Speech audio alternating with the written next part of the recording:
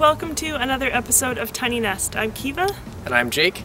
This series is following our tiny house project from the early stages through to completion and beyond.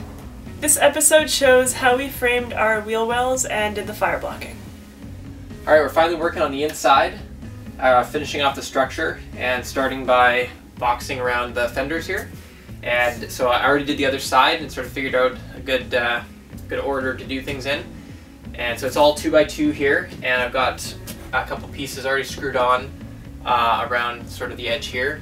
And then I've got these pieces assembled using screws. We'll probably use screws for all the framing on the inside, just because it's they're a bit more forgiving if we need to tweak something, and a lot less likely to split than if we're pounding nails into these tiny little pieces. So I've already got this pre-assembled, and it's going to fit together like so. This will just get screwed into the floor, and then this piece is going to get screwed in on all these little nubs down into this strip that I've already got, and then down through here into these sort of mini studs. And I've matched pretty close the stud spacing on the walls so that it's consistent all the way through. But another thing that I learned from doing the other side is that it's going to be a lot easier to get the insulation in before I totally cage this in. So I'm going to go ahead and do that, and I'll let the camera run on a time lapse so you can see what I'm doing here.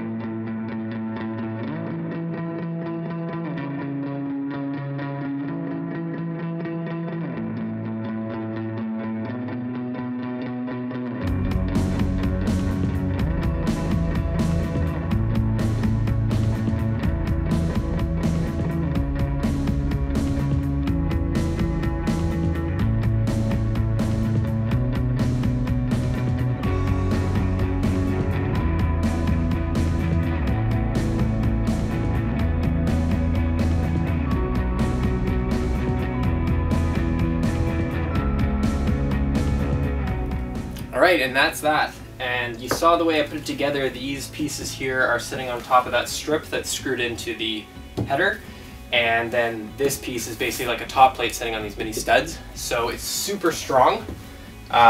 Basically feels as solid as a rock. And that's just good peace of mind for if we need to, build something or put something on top of it. We know that it's going to be able to handle pretty much anything. And you saw how particular I was about the insulation. There's not much distance between this surface and the cold metal fender, which is basically like an exterior kind of location. So with just a few inches to work with, I'm just trying to get the most out of the insulation. Obviously I've got all these little fluffy scraps from all sorts of cuts, and I could have just stuffed them all in there and called it good. But insulation is manufactured with a certain amount of sort of puff to it and a certain amount of fibers and airspace and stuff to get the insulation value that it's designed for.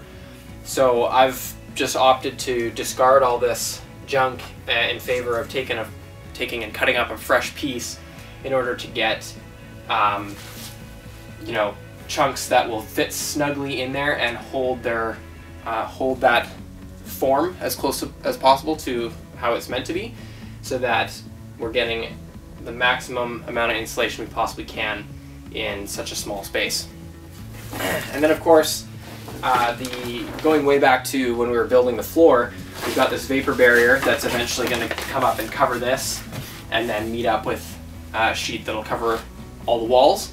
And again, because it's kind of an exterior location here, we don't want any transfer of vapor or air or anything coming in through the crevices here. We're going to seal the interior off from what's under here and outside on the other side of the wall.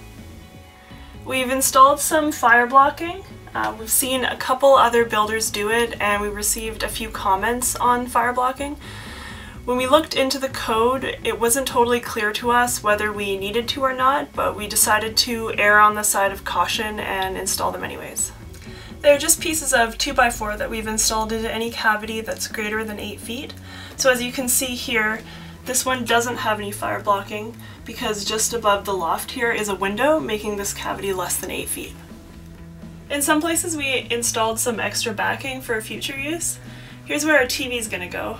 And we just figured out the space and height needed for the TV mount and installed these blocks. We aren't totally sure of the position of the TV side to side, but now we have tons of room to work with. In other places we had to think ahead to installing the siding. Like up in between the loft joists here, we just attached these little pieces of wood so that the siding has something to span across. We also had to think ahead to the bathrooms because the room ends right here. So we just went ahead and installed some pieces of wood along here so again the siding has something to span across and attach onto. If you want to see some of our previous videos, click on the preview tiles, and subscribe if you want to follow our progress. You can also visit our website here.